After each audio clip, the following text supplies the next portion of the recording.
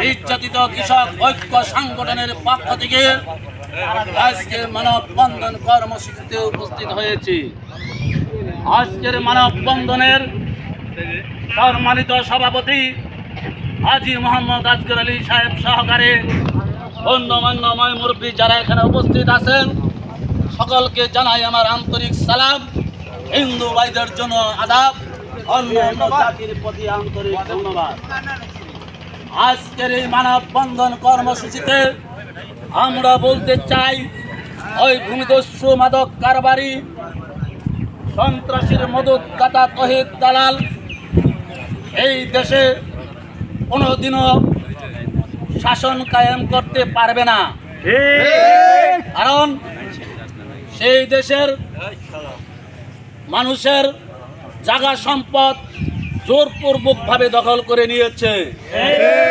সেই দেশে মাদকের ব্যবসা করে, সেই দেশে সন্ত্রাসী করে আনে, বহিরাগত সন্ত্রাসী। আমরা ওই ভূমিদস্যু তহিদ দালালের সমস্ত অপকর্মের অঙ্গ সংগঠনের বিরুদ্ধে আজকের মানববন্ধন অনুষ্ঠিত হয়েছে। আমরা বিনয়ের সাথে অনুরোধ করে বলতে চাই, সমস্ত আইন প্রশাসন ভাইদেরকে, এই ধামরাই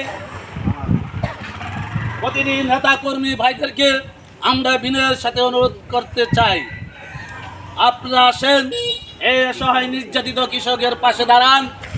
আজকে এই দেশ থেকে মাদক ও ভূমিদস্যু সন্ত্রাস মুক্ত করেন।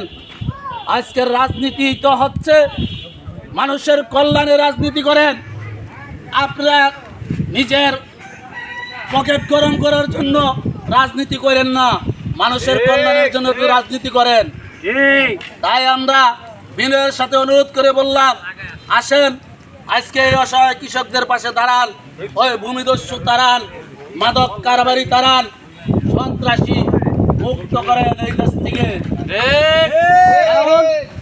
এই দেশ যখন স্বাধীন করেছিল 1971 সালে, তখন এই কৃষকরাই যুদ্ধ করেছিল ওই পাকিস্তানি হায়নাদের বিরুদ্ধে।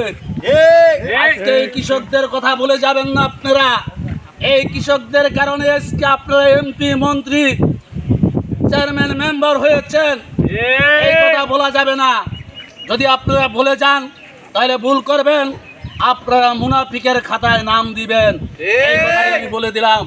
তাই আমি আপনাদেরকে আবারও বিনয়ের সাথে অনুরোধ করলাম, আপনারা আসেন, যাদের ভোটে আপনারা নির্বাচিত হয়ে ওই চেয়ারে বসেন, রাজনীতি করেন, আজকে অসহায় কৃষকদের পাশে দাঁড়ান।